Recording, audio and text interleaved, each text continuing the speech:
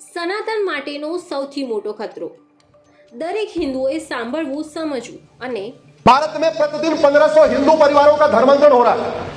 एक परिवार में 7 आदमी मान के चलिए तो प्रतिदिन 10,000 हिंदुओं का धर्मांतरण हो रहा है। इसका मतलब साल में लगभग 40 लाख हिंदुओं का धर्मांतरण हो रहा है।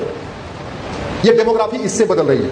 डेमोग्राफी घुसपैठ के कारण बदल रही है, डेमोग्राफी धर्मांतरण के कारण बदल रही है। और धर्मांतरण हमारे लिए बहुत बड़ा खतरा। हमसे कोई पूछे तो मैं तो कहूंगा सबसे जघन्य अपराध धर्मांतरण है। मुगल यहां सत्ता के लिए नहीं आए थे। मुगल क्या करने आए थे? धर्मांतरण कराने। अंग्रेज यहां सत्ता के लिए नहीं आए थे। सत्ता उनके लिए साधन था, अल्टीमेटली वो धर्मांतरण कराने आए थे। मुगलों को सत्ता मिली, मुगलों ने धर्मांतरण कराया। अंग्रेजों को सत्ता मिली, अंग्रेजों ने धर्मांतरण कराया। हमारे हिंदुओं को सत्ता मिली, हमने घर वापसी के लिए कुछ किया ही नहीं।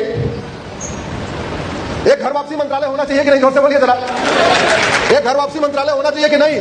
हाँ, क्यों? क्योंकि घर वापसी से संविधान सुरक्षित होगा। हिंदुओं की संख्या जितनी बढ़ेगी भारत का संविधान उतना सुरक्षित होता चला जाए।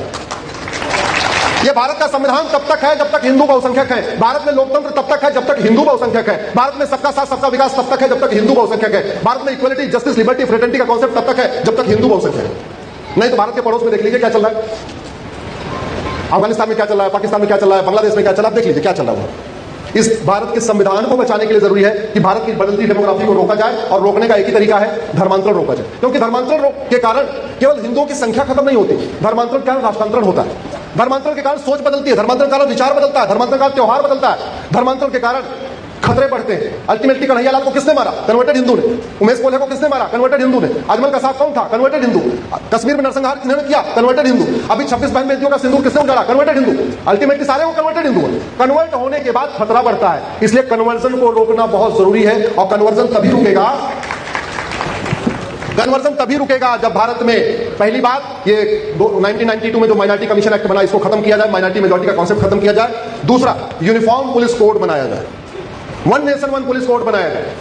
पूरे देश की पुलिस एक जैसा व्यवहार करे, पूरे देश की पुलिस अपराधियों के खिलाफ हल्ला बोल करे, पूरे देश की पुलिस बुलडोजर चलाए। उसके लिए जरूरी है one nation one police code.